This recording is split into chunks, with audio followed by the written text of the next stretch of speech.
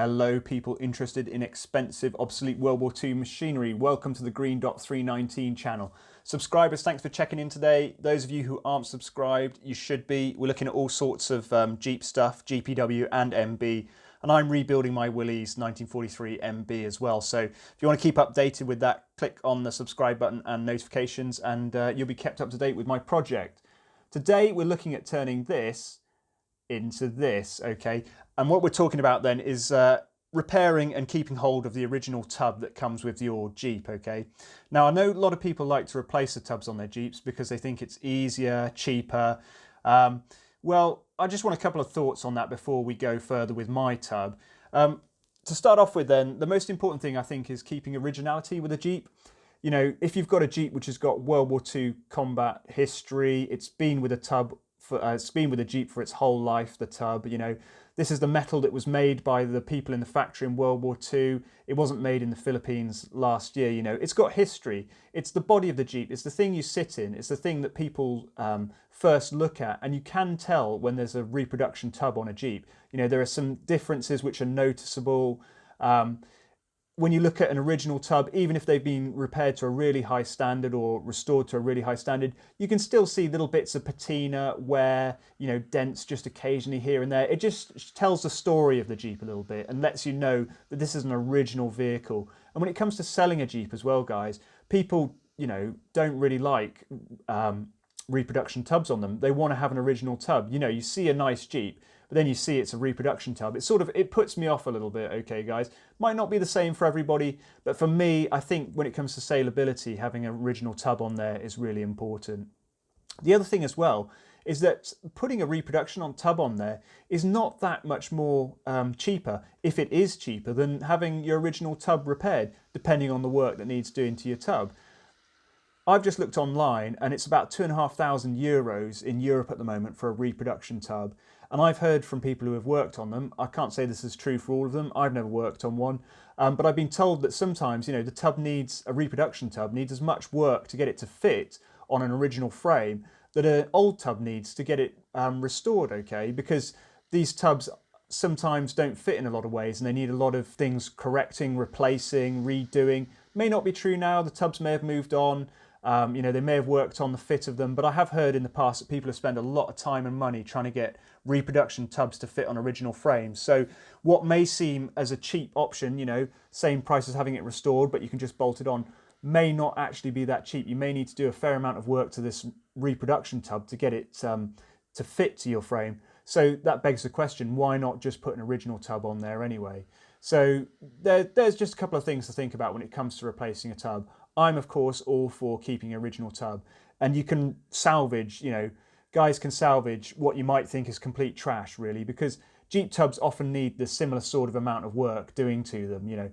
Often, we'll have a look here, you can see on my one, this is the GPW we're talking about here. Front floor needs replacing, rear floor needs replacing, toolbox floors need replacing, glove box needs replacing, and the sump needs replacing. The side sills need replacing. And some of the gusset work. So you can see it's pretty, you know, a lot needs replacing on them.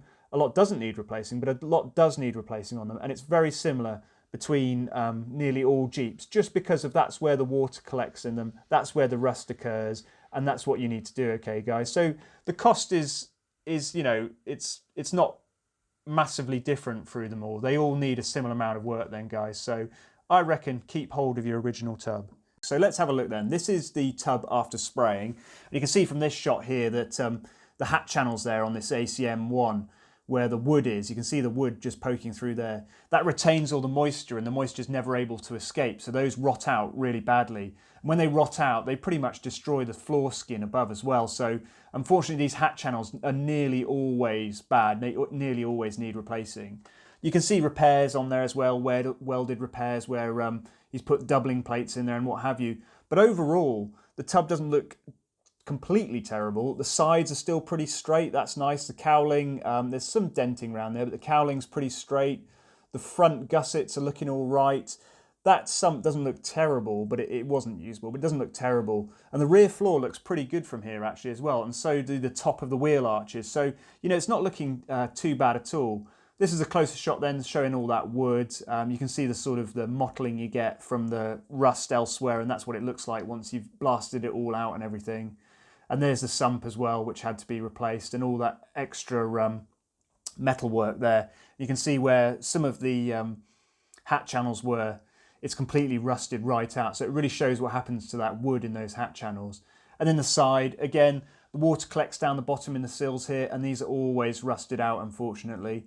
You can see the original spot weld marks there. They're important for having a Jeep that looks right. You know, if it's full of filler down the side, it fills up those spot weld marks, and you can see that it's all been worked on and replaced. So an original tub which has been worked on should keep those spot weld marks. And then the rear floor there, not looking too bad at all actually, recoverable. And the rear panel, some rusted out bits, not terrible, but it needed a lot of work, so it has been replaced. And then the front cowling, the top of that, it's a bit scraped, but it's all good. So that was nice. And then it went off, it's out at the moment being worked on. You can see the rear panels come off there. So, and you can see the silver bits there, the triangles, that's where the strengthening plates go.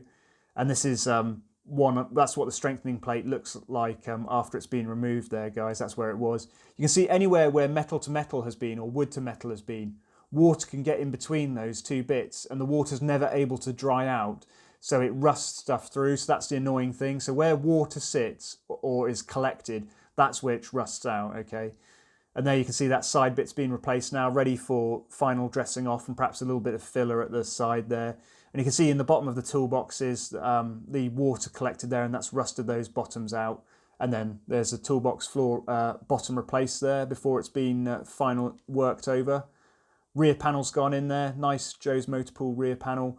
Of course, keeping this whole thing straight and square is really important, because once you start removing large pieces of metalwork, the whole body can get twisted, and you can just weld it back together, twisted and in the wrong place, so the whole thing won't fit. So a proper guy who's working on it will keep the whole thing straight and make sure that it doesn't move, because that's obviously really important. Rear corners need working on. That's below where the rear toolboxes are, and that's where the mud gets stuck on the rear, on the back behind in the wheel arches there. That's where all the mud collects. And of course, like we said, if water collects, it can't escape, so it rusts stuff out there. So that's had some repair work done to it. Another shot of the rear panel with the rear toolboxes, locker floors sorted out, so that's really nice. Yeah, more photos of that. That's the other side of the wheel arches. And then that rear floor, we were able to keep the real floor on this one, which is nice, because we weren't able to do that on the GPW.